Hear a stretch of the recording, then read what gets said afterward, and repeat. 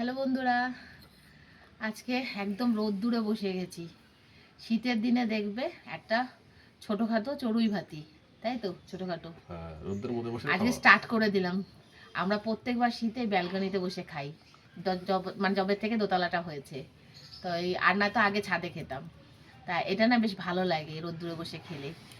আর সবচেয়ে বড় কথা, এটা বেশ একটা পিকনিক পিকনিক ফিলিংস আসে, তাই তো। তা আজকে ছেলে স্কুল যায়নি, কালকে ঘুরে টুরে এসছে, তার জন্য ছেলেও বাড়িতে আছে, তিনজনে একসাথে বসেই খাচ্ছি। ওর বাবা এখন খেয়ে দিয়ে ডিউটি যাবে। তা কী মেনু করেছি চলো দেখিয়ে দিই। এই যে আজকে হাঁড়ি শুদ্ধ ভাত নিয়ে চলে এসেছি বন্ধুরা, ভাত আগে বাড়িনি। এই যে ভাত, আর সঙ্গে রয়েছে কি, চলো দাঁড়াও দেখিয়ে দিই তোমাদেরকে। সঙ্গে রয়েছে এই যে আজকে শীতের স্পেশাল ফাস্ট করলাম আজকে মেথি শাক ভাজা, বেগুন দিয়ে ছিম দিয়ে। ভালো লাগে কিন্তু এটা, আর সুগার পেশেন্টের জন্য খুব ভালো। আচ্ছা, সঙ্গে একটু ডাল রয়েছে, ভেজ ডাল। আচ্ছা, আর রয়েছে চিংড়ি মাছ দিয়ে মূলো বটি, এটাও শীতের স্পেশাল, তোমার ধনে পাতা দিয়ে। এত ঠান্ডা লেগেছে না, কথা জড়িয়ে যাচ্ছে বন্ধুরা।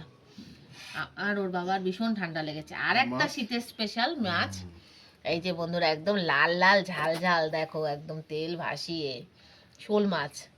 শীতের শোল মাছটা আমি খুব ভালো খাই, তবে ওরা বাবা ছেলে খুব একটা ভালো খায় না, কিন্তু তবু এক পিস।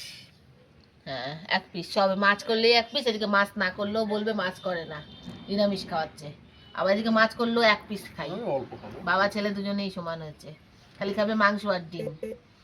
তা মাংস ডিম কি রোজ রোজ খাওয়া যায় বলো। এই হলো আজকে একদম পুরো ঝাল ঝাল গরম মশলা দিয়ে ছোটো ছোটো করে আলু কেটে।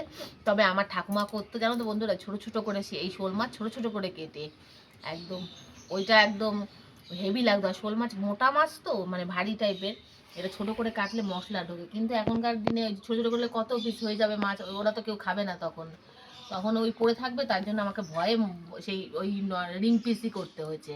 এই দেখো বন্ধুরা, এক একটা রিং পিস করেছি এই যে। তা আর এই সবই আমাকেই বেশিরভাগ খেতে হবে। তবে হ্যাঁ, মনে হচ্ছে মাছটা আজকে দুর্দান্ত হয়েছে, দেখেই বোঝা যাচ্ছে, তাই না গো। কালার ভালো হলে এক পিস বেশি খাবো, ভালো হলে বেশি খাবে বলছে এক পিস। তা ঠিক আছে বন্ধুরা, তাহলে এই মেনু দেখিয়ে দিলাম তোমাদেরকে। আর আমিও ভাতগুলো বেড়ে ফেলি, কেননা দেরি হয়ে যাচ্ছে, আবার ডিউটি যাবে। তাহলে দেখা হবে আবার নতুন ভিডিওতে, নতুন করে আর নতুন একটা ভিডিওতে।